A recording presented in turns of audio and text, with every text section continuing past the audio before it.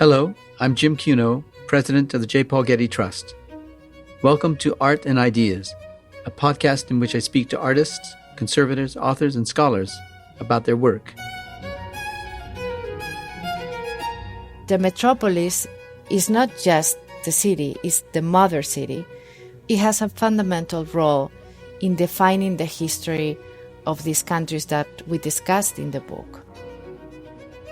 In this episode, I speak with Getty Research Institute curators Idurre Alonso and Maristella Casciato about their new book, The Metropolis in Latin America, 1830 to 1930, Cityscapes, Photographs, Debates.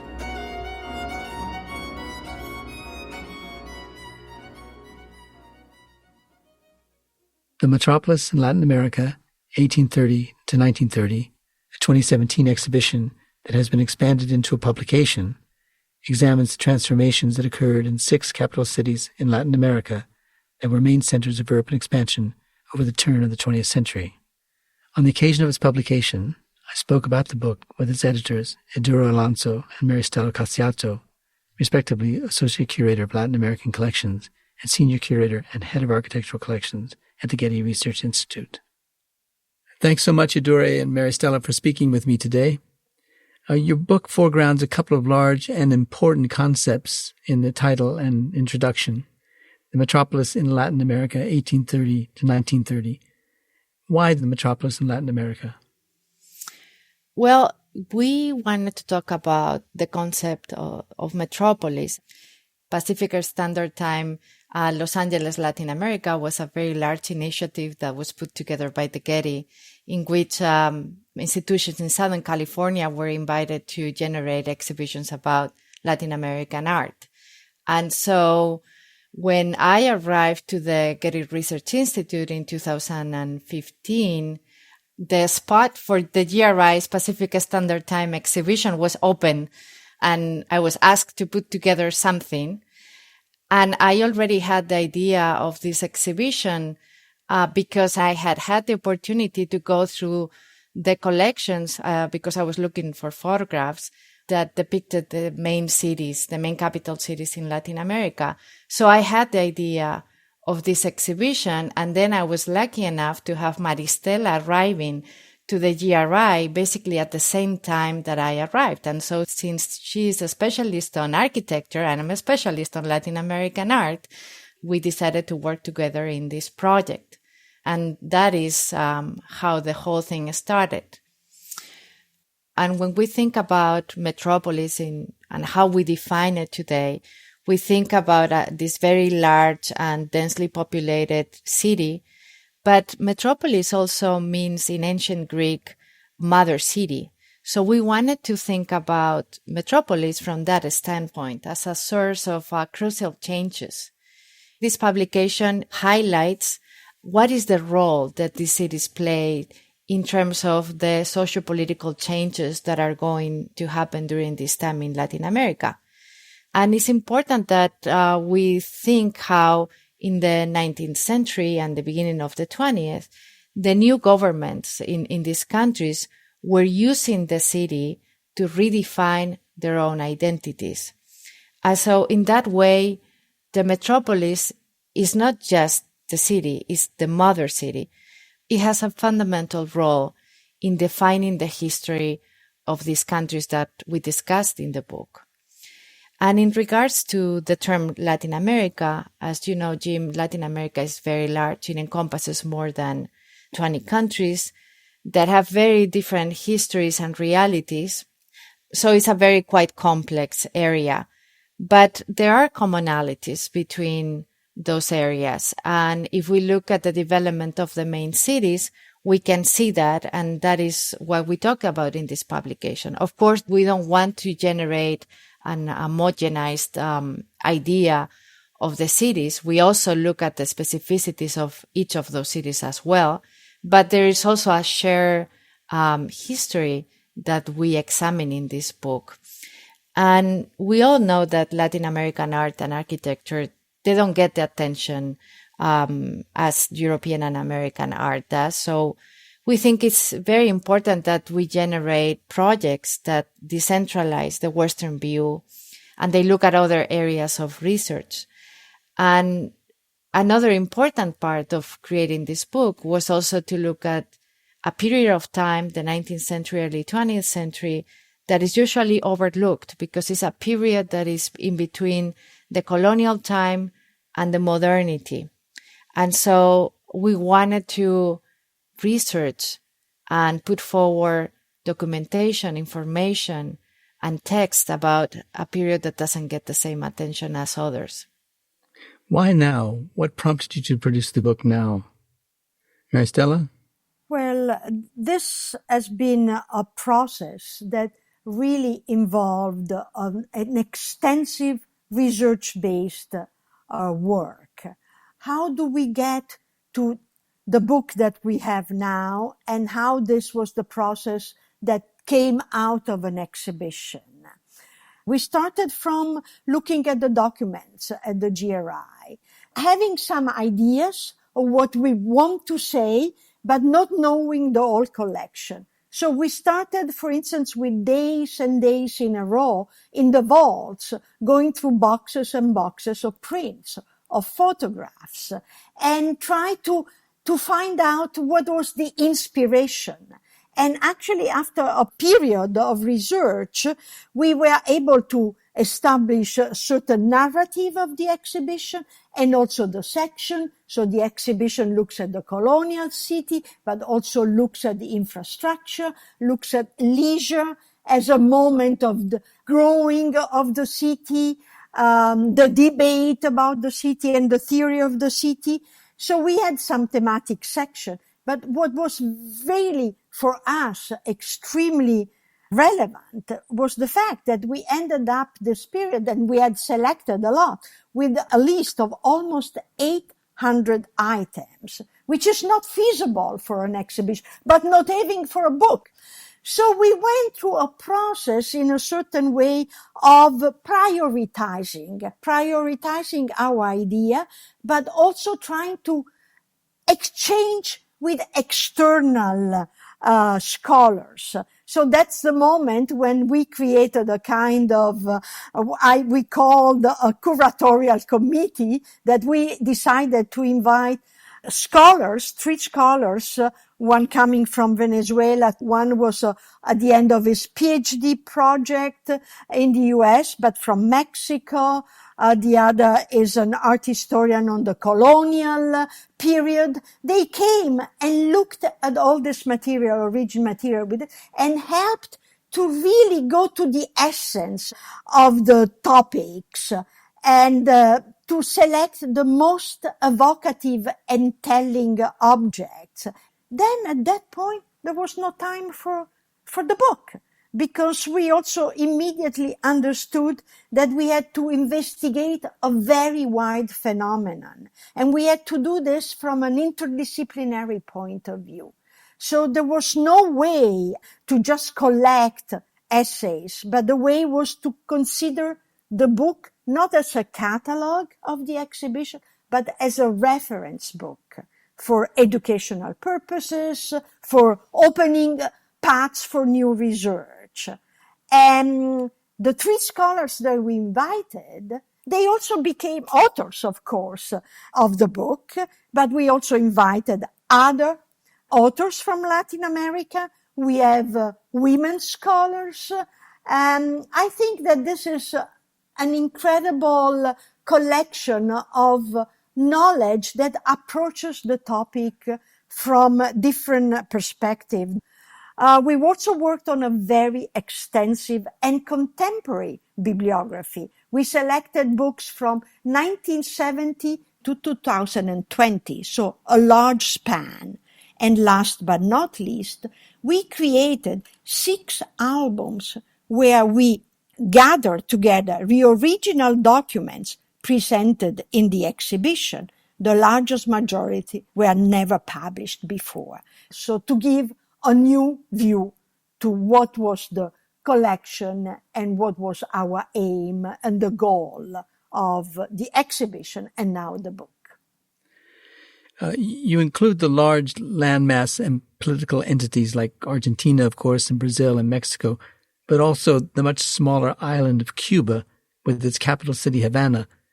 what criteria did you use for including a particular country or city in your study? So the selection of the cities was based on the importance of the urban developments of each of those cities during this period. And even though Cuba may seem like a small country compared to Mexico or Brazil, for example, Havana was a very important city in terms of the urban development during this period. Because Cuba didn't go through the struggles of independence war, Havana went through a very early demographic and urban expansion if we compare to what happened in other capital cities.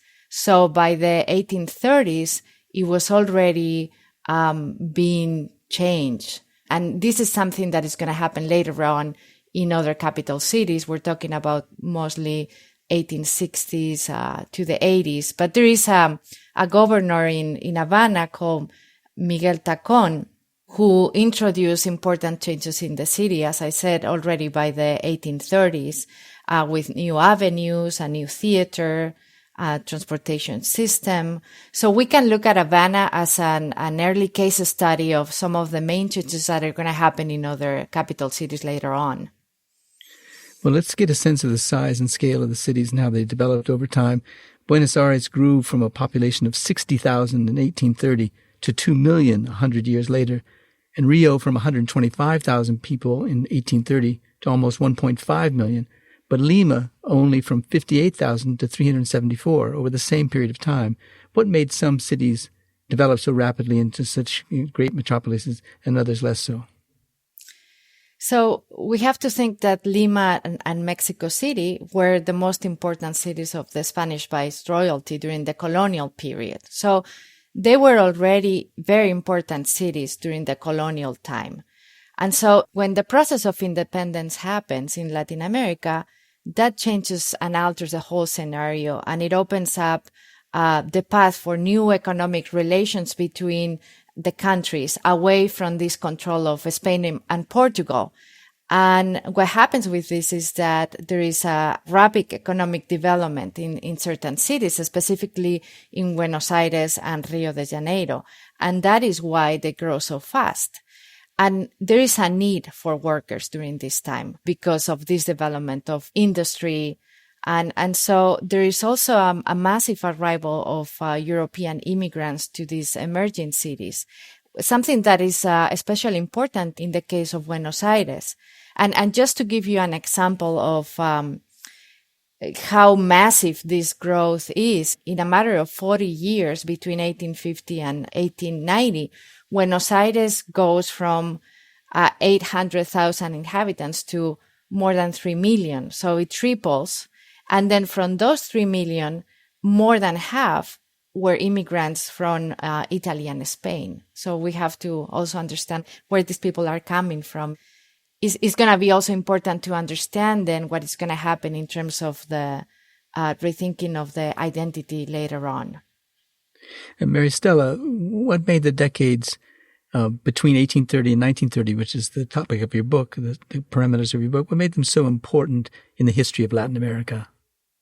So the two issues at stake when we started were the end of the colonial power and the struggle for independence. Now, the book opens with a chapter on the colonial city. So we need to understand that for quite a long time, dated the early 16th century, the Portuguese power and the Spanish power were ruling the Americas, from Central America to the South. And the Spanish also founded Santo Domingo, for instance, in the island of Hispaniola in 1502. So this is the past. The struggle for independence began at the dawn of the 19th century. The first country to gain independence, and this is very relevant, also the abolition of slavery, is Haiti in 1804. Basically, by 1830, independence was the common ground of the new republican order in Latin America. So this explains the beginning of the time frame. The other end of the spectrum, 1930, refers basically to a call for modernity. In those countries that see a complete radical break with the colonial past. So what they do, they look at the exchange with Europe, and from Europe and the presence of European architects, what emerges around 1930 or the end of the 20s is the new modernist culture that is directly intertwined with the new modern architecture idiom. So this is like the spectrum tells you exactly that this century actually is when the city goes from a colonial past to independent to really the beginning of a new modernity. So that's a kind of political answer to the question, and perhaps a kind of contextualization in terms of politics. But what about topography and access to natural resources like rivers and the sea? How important were they in the development of the metropolis of Latin America? Well, you actually picked a very important aspect because, of course, political aspects are essential, and the struggle, the heroes of independence are really the key figures in this history. But Latin American capitals, such as Rio or Buenos Aires, they really gain their immediate economic relevance because of water communication. That's essential. The increasing of harbors, values, and waterways made the big difference. Think about Buenos Aires and facing the major river, Rio de la Plata, and also having a vis-a-vis in a certain way with Montevideo on the other side. This creates a very interesting context. There are major cities that are not on a river or have access to the sea. In this case, the strategy was always to build or to create a port that could support the capital cities. And there are several examples which are extremely interesting in terms of planning. And the example could be, Veracruz as the port, the most important port for the commerce of Mexico City, or the case of Santos for Sao Paulo in Brazil. Santos became the major port of commerce of the coffee industry. Or even in a totally different condition, Valparaiso, the port of Santiago del Chile. In this case, those ports are not even close to the city, but they, through the infrastructure, create a close connection. And I also want to refer again to Havana. The city has a major relevance for all the Caribbean region. But it was built already by the Spanish with the whole city walls as a defense infrastructure. So you see, you have different role of the access to water and transportation.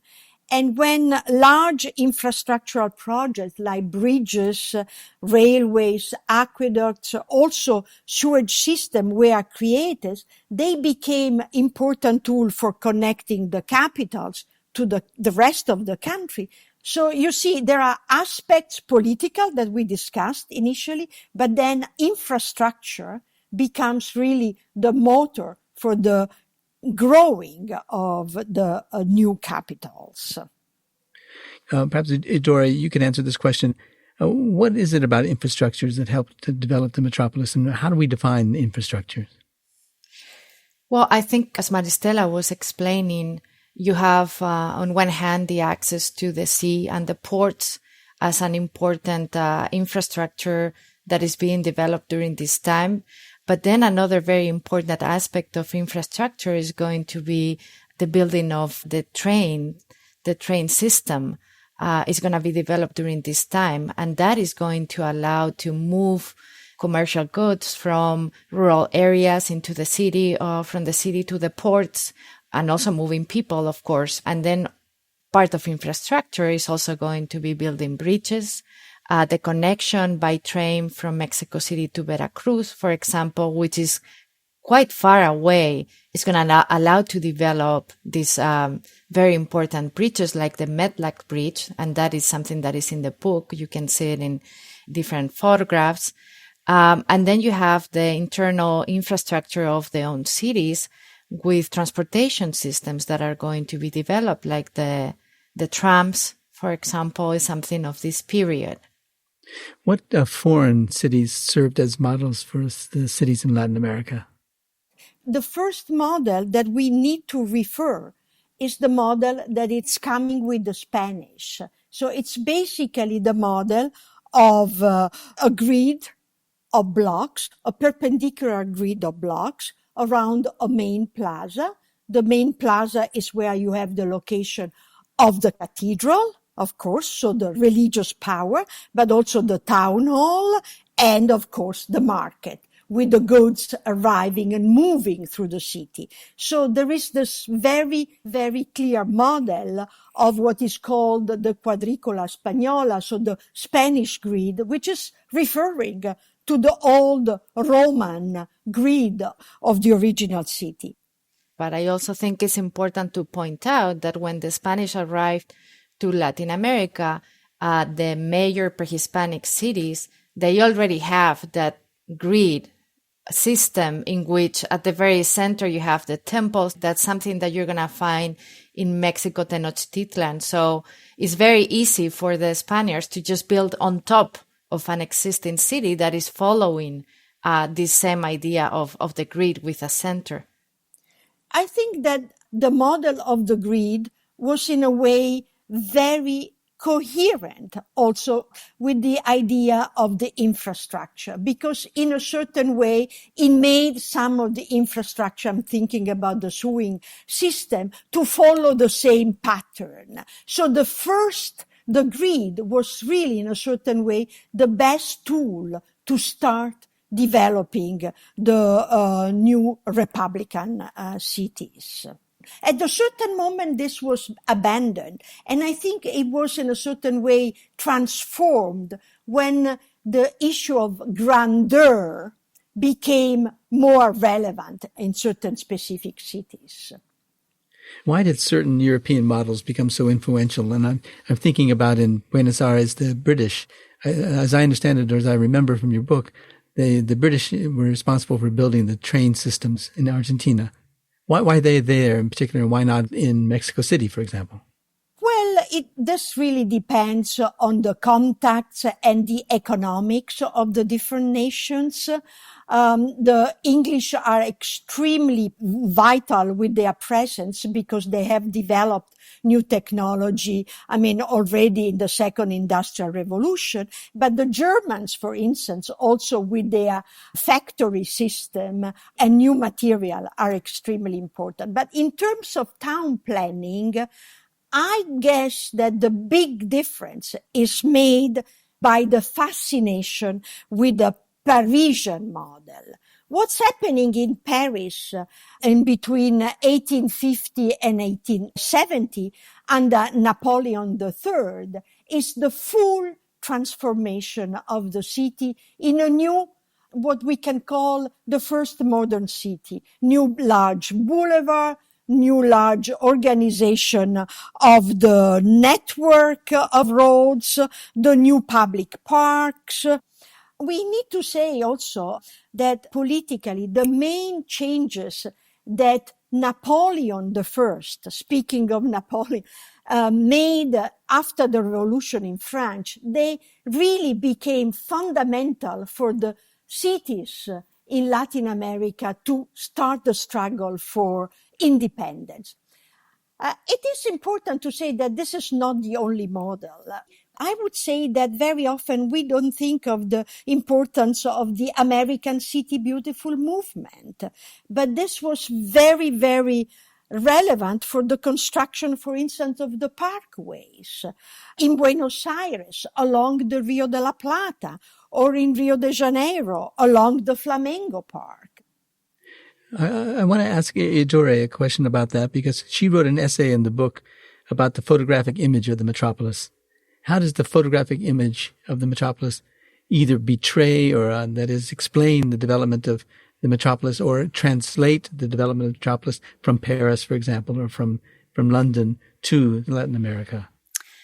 Yeah, I think that, and my essay is exactly about that, about how there is a specific construction of an image of the city through the 19th century, early 20th century photographs that is based on generating an idyllic image of the city that is in tone with Paris and other European cities. So when I was looking at the images in the exhibition, I thought that this was a very happy and optimistic image of the cities, which is in part true, but there's another side that was missing in those images, which is what was happening with the underprivileged people and why are they not part of these images? Like, whenever we have people present in these images, in these avenues, it's always people from the bourgeoisie strolling around the city. You have these beautiful images of the avenues, very French-looking avenues. And we had real trouble, Maristella and I, as we were going through the materials in the collections, to find the people from other classes being depicted, being part of the city. And we know that they existed, but they were not being represented. So I decided to talk about that invisible part of the city that is not present in the photographs and question why that was happening. And so these images portray what these upper classes of people in power wanted to see about the city. And of course, they didn't want to see the poor people in the streets. But this is happening too. So there's a displacement of, as the cities are changing, of people, disadvantaged people, to the outsides of the cities. For example, this is the beginning in Rio of the favelas, but they're not images. They're not photographic images of those. Very few. So I went through the work of some photographers that they did portray the people from those classes as being part of the city. And I also discussed that part of how these images were controlled by the political elite and how they were creating a very idyllic image of the modernity in the cities. Is this true also about the influence of the cinema? Because one of your authors in the book, David Wood, wrote an essay on the early cinema in the capital cities of Latin America. What role did the cinema play in this? Cinema, it's something that comes a little later on, if we compare to photography. And at the beginning, the first films produced about Latin American cities kind of like follow the same idea that I was mentioning about photography. So they look at the cities in movement and they project this modern view of the city. But already at the beginning of the 20th century, we are looking at other kinds of films that are depicting the struggles of the workers and the protests that are starting to happen at the beginning of the 20th century. And that would be like documentary type films, but there is also fiction films that are looking at the city and portraying it as a space of vice and moral decay. And so it is very common to see this dichotomy between the rural areas of a country as a symbol of the noble characters, and then the city as a place for struggle and violence and deception. But within that idea, there is also a representation of the city as a place for opportunity, freedom, and new beginnings. Yeah, Idurre, maybe I can add to this that the new turn of creating a bourgeois society with all the rituals, the promenade, the strolling, it's also creating an attraction, again from France. The brother Lumière arrived very early in the 20th century in both Rio, Mexico City. So those cities with the new bourgeois elite were also attracting, in a certain way, a new industry of film. And as you say, this amplifies the contradiction between a documentary looking at what is the condition of the urban living and an expression of the bourgeois elite and the ritual. Think about the new cinema theater that were created in some of the cities and attracting large components of the society, of course, the upper class.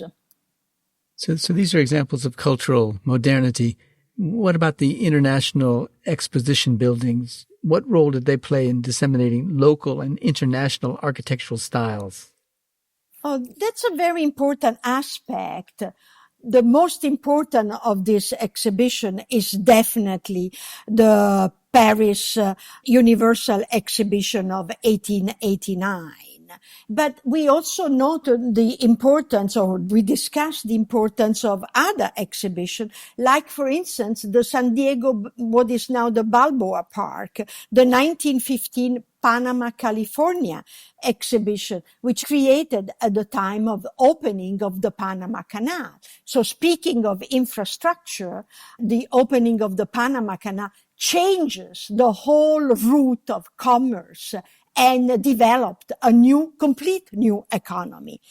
In terms of the exhibition, the Paris Universal Exhibition of 1889 was extremely important because attracted politicians and industrialists from Latin America, and the fair showcased the new Latin American countries through the commission of new modern pavilions. Now, these pavilions, most of them, embraced strategies of industrialization and the triumph of the new material, the one of the Tour Eiffel, the iron or the glass. Mexico, in the Parisian exhibition, was the only country that decided to follow a different path.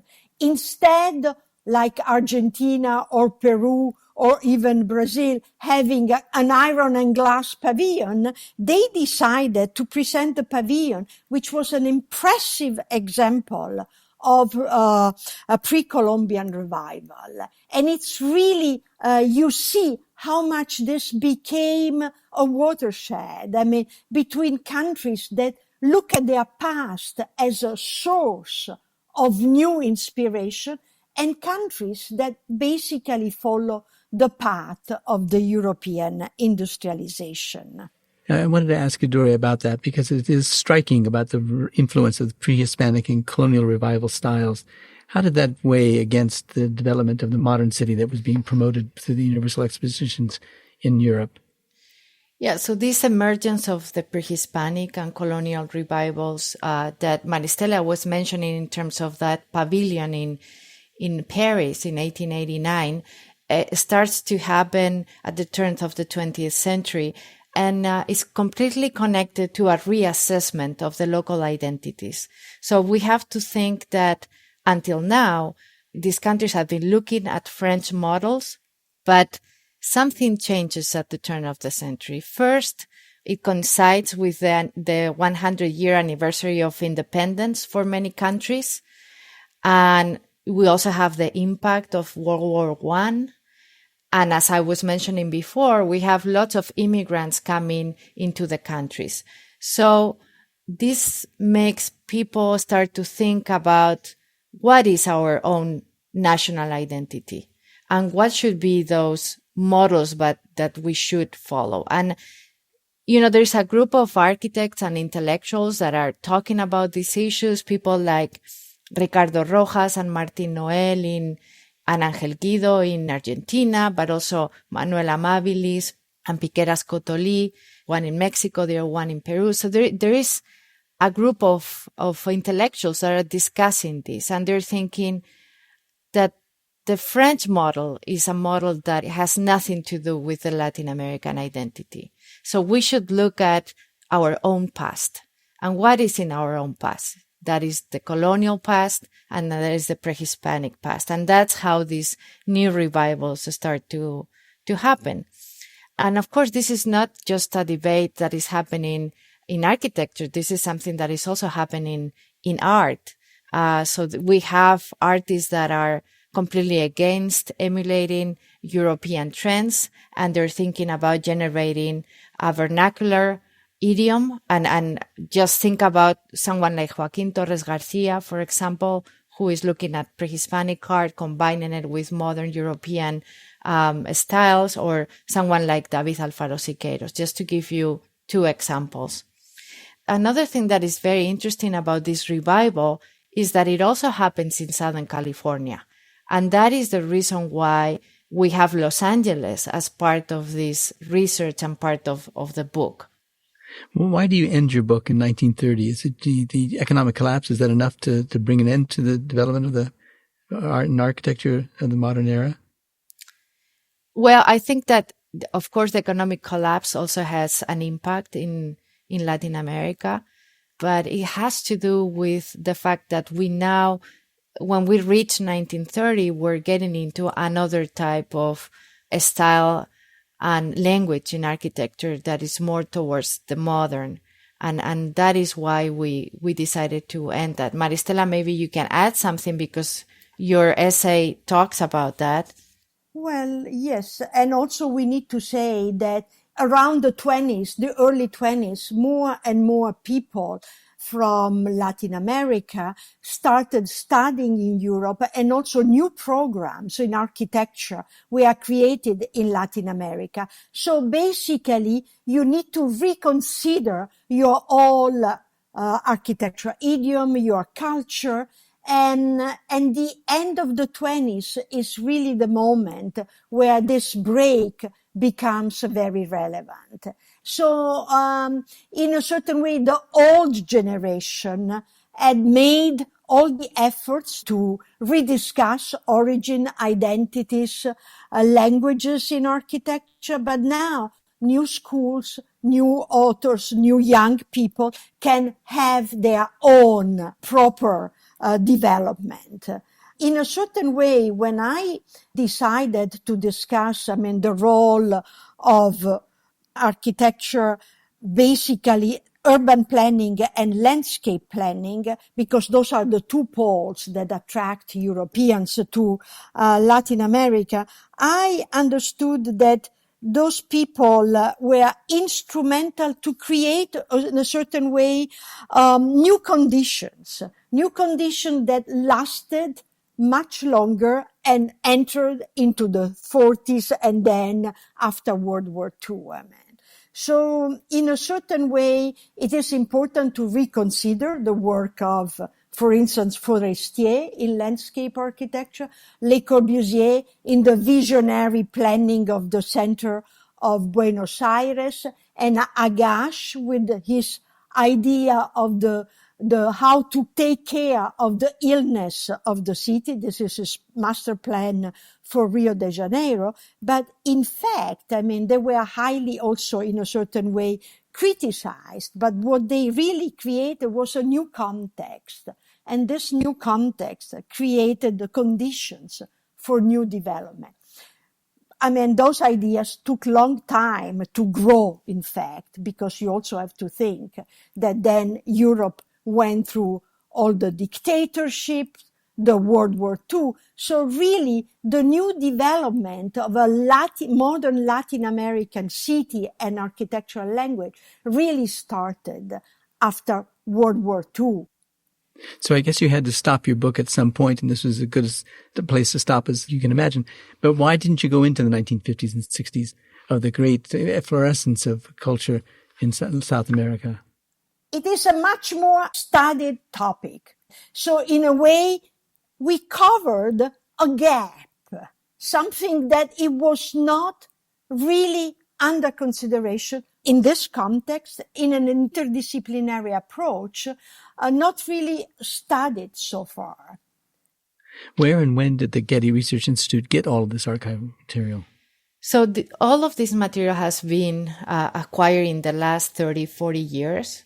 because even though there was not a curator dedicated to Latin American art until I arrived in 2015, the curators already working at the GRI have always had an interest on Latin America. So they've been acquiring materials focused on Latin America.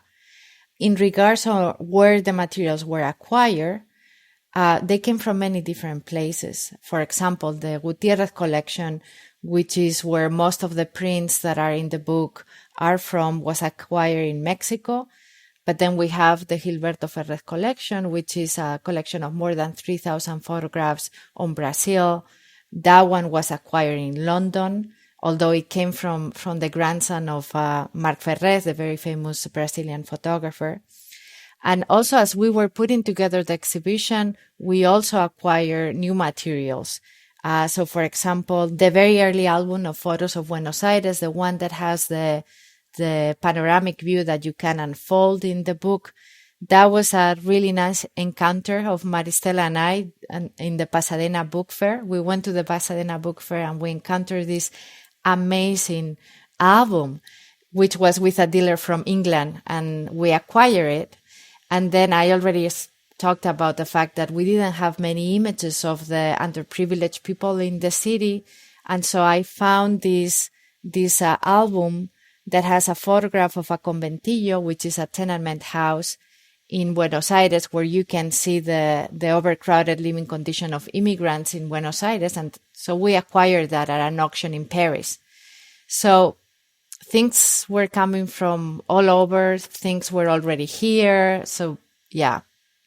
How do the collections of the GRI in this regard compare to those elsewhere in other libraries around the world? The GRI collection, the library collection, for instance, we find out, Idurre and I, that was extremely unique. We have, and this is not even special collection, it was the library collection. We have all the theoretical books, all the debates books, many magazines. So in a certain way, this exhibition also revealed that we are among the most important institution collecting this kind of 19th century architectural and theoretical material about Latin America. Those books were absolutely a surprise at a certain moment to us. And when we showed them for the first time to other colleagues, they hardly believed that we had the first edition of Cotoli or some other authors. In terms of our collection in comparison with other institutions, I think that our collection is very special because encompasses many different types of materials.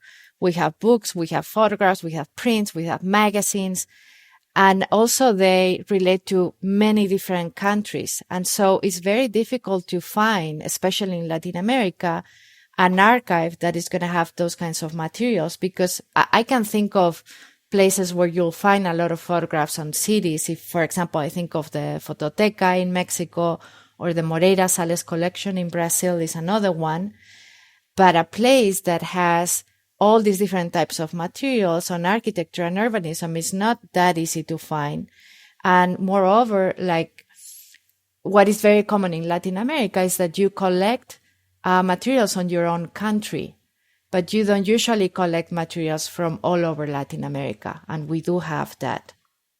Are we still acquiring archives of this kind of material? Yes, we are. And so the research that we did for the book and for the exhibition gave us the opportunity to have a very good understanding of what we have and what we don't have. And so, as I already mentioned, we realized, for example, that we have this amazing collection about the 19th century, early 20th century, but we don't have many materials on what happens after. So we've been focusing on getting materials that cover that void that we have. And so we recently acquired a very important group of photographs by the Italo-Venezuelan photographer Paolo Gasparini. These are photographs on the main architectural buildings of the modernity all over Latin America. And we also recently acquired a set of photographs by Armando Salas Portugal that look at the main buildings of modern architecture in Mexico. So if there's other things that come up, we'll look into that, and we'll keep adding to the collection to make it even stronger. Well, it's a beautiful and content-rich book. Congratulations, and thanks so much for sharing with us on this podcast. Thank you, Jim. Thank you, Jim. It has been a pleasure.